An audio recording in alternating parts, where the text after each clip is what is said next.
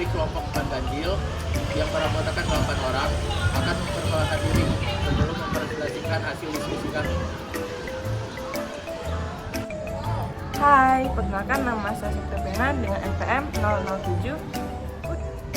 Halo, perkenalkan nama saya Rahma Ayu Putia dengan NPM 009. Hai, izin memperkenalkan diri, nama saya Nadia Mutiara Aji dengan NPM 033. Halo, perkenalkan nama saya Hana Arifa Azmi dengan NPM 051. Halo, perkenalkan nama saya Nadia Epi dengan NPM 091. Nama saya Dafa Ali Zarzaki, NPM 105. Halo, perkenalkan nama saya Elsa Salsabila NPM 115. Hai, perkenalkan nama saya Zahra Faradisa Abadi dengan NPM 119. Di sini kami akan mempresentasikan materi keempat bahasa Indonesia tentang diksi, kata baku, dan tidak baku. Diksi adalah pilihan kata-kata yang digunakan oleh penulis atau pembicara untuk menyampaikan pesan ataupun informasi.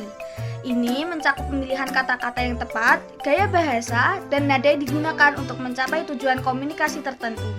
Diksi dapat mempengaruhi bagaimana pesan disampaikan dan bagaimana pesan tersebut dipahami oleh audiens. Dan selanjutnya adalah ketentuan ketepatan diksi.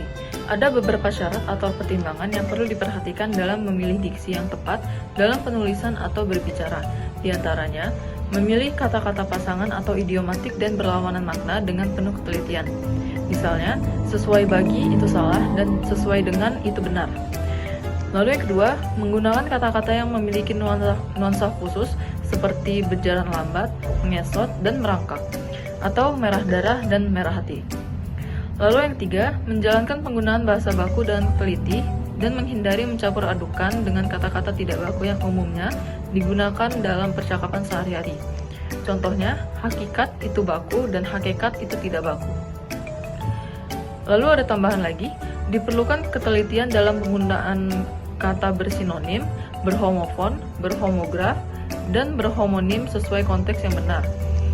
Lalu yang terakhir, perlu mengenali perbedaan antara makna denotasi yang merupakan makna literal dan makna konotasi yang dapat membawa berbagai interpretasi.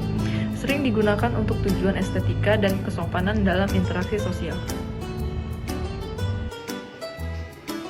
Di sini saya akan menjelaskan tentang ketentuan ketetapan pilihan kata. 1. Wajib memahami makna kata yang serupa dalam ejaan dengan hati-hati seperti interferensi yang berarti saling mempengaruhi dan inferensi yang merujuk pada kesimpulan.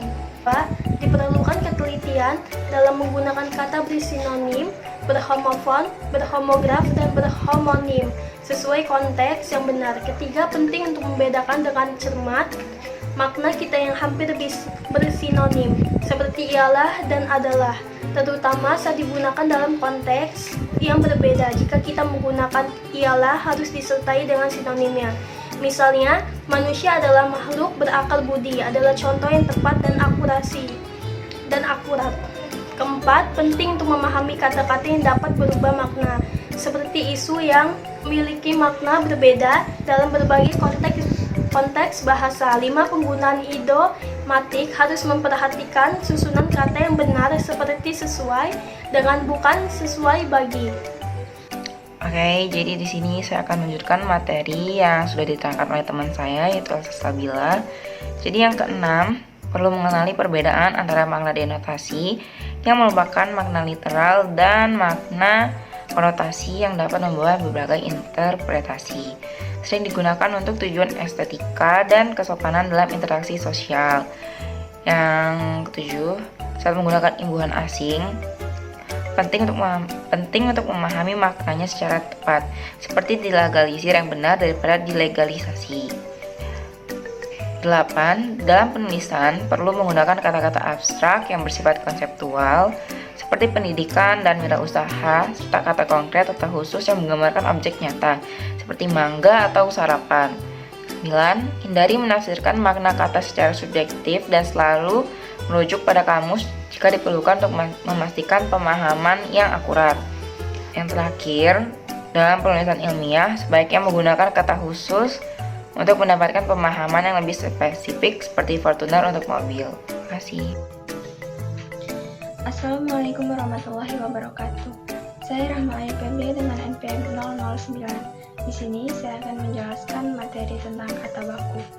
Kata baku adalah bentuk kata yang digunakan secara resmi dan sesuai dengan aturan Kamus Besar Bahasa Indonesia. Kata ini umumnya dianggap benar dan diterima oleh norma-norma bahasa yang berlaku. Penggunaan kata baku dapat dilihat dari penggunaannya yang sudah sesuai dengan pedoman umum ejaan bahasa Indonesia yang memiliki tata bahasa, ejaan, dan makna yang telah distandarisasikan oleh kamus resmi atau pedoman yang berlaku. Kata baku ini biasanya digunakan untuk mengungkapkan kata yang bersifat resmi, baik dalam bentuk surat maupun naskah pidato. Kata tidak baku atau disebut juga kata tidak resmi adalah kata yang digunakan dalam bahasa sehari-hari, tetapi tidak sesuai dengan aturan tata bahasa yang berlaku atau belum diakui secara resmi oleh norma-norma bahasa. Kata-kata tidak baku ini seringkali merupakan variasi regional atau kata-kata serapan. Kata tidak baku merupakan kebalikan dari kata baku yang penggunaannya tidak sesuai aturan dan kaidah berbahasa Indonesia yang sudah ditentukan sebelumnya. Ketidakbakuan sebuah bahasa tidak hanya ditentukan dari penulisan yang tidak sesuai pedoman, tetapi juga bisa terjadi karena salah penulisan, pengucapan yang salah, dan susunan kalimat yang tidak sesuai. Nah, materi selanjutnya yang akan kita bahas yaitu ciri-ciri dari kalimat baku dan juga ciri-ciri dari kalimat tidak baku. Adapun ciri-ciri dari kalimat baku yaitu bukan bentuk bahasa percakapan, tidak dipengaruhi oleh bahasa gaul atau bahasa asing, tidak memiliki makna ganda atau ambigu, tidak bersifat hiperaktif atau berlebihan, tidak dipengaruhi oleh dialek atau bahasa daerah, menggunakan imbuhan yang jelas, tidak mengandung pleonasme atau penambahan kata yang tidak diperlukan, dan juga kata yang digunakan sesuai dengan konteks kalimat. Adapun ciri-ciri dari kalimat tidak baku yaitu kebalikan dari ciri-ciri kalimat baku. Untuk penerapan contoh ciri-ciri kalimat baku dan tidak baku, kita bisa lihat di contoh di atas ini ya. Nah, yang terakhir adalah contoh kata baku dan kata tidak baku. Ada banyak sekali contoh kata baku dan kata tidak baku yang ada di bahasa Indonesia. Nah, sekarang saya akan menjelaskan beberapa contoh di antaranya. Seperti yang kita ketahui, kata baku adalah kata resmi atau kata yang tercantum dalam Kamus Besar Bahasa Indonesia. Sedangkan kata tidak baku adalah kata atau bahasa sehari-hari yang kita gunakan kepada sesama manusia atau sesama kawan lainnya. Nah, contoh yang pertama adalah abjad. Kata baku dari kata abjad adalah abjad, memakai huruf D. Sedangkan kata tidak bakunya adalah abjad, memakai huruf T. Seringkali kata abjad ini kita ucapkan menggunakan huruf T, yaitu abjad. Padahal kata bakunya adalah abjad, memakai huruf D. Contoh lain adalah apotek. Kata baku dari kata apotek adalah apotek. Sedangkan kata tidak bakunya adalah apotik. Nah, sering sekali kita menyebut apotek adalah apotik, Rahma, apotik, Risma, dan lain-lain. Padahal kata baku dari kata apotek adalah apotek. Nah, contoh lain adalah ijazah. Bentuk kata baku dari ijazah adalah ijazah. Sedangkan kata tidak baku dari ijazah adalah ijazah, memakai S. Seringkali juga kita salah menyebutkan kata ijazah dengan ijazah. Padahal yang benar adalah ijazah, memakai Z. Sedangkan kata yang tidak baku adalah ijazah, memakai S.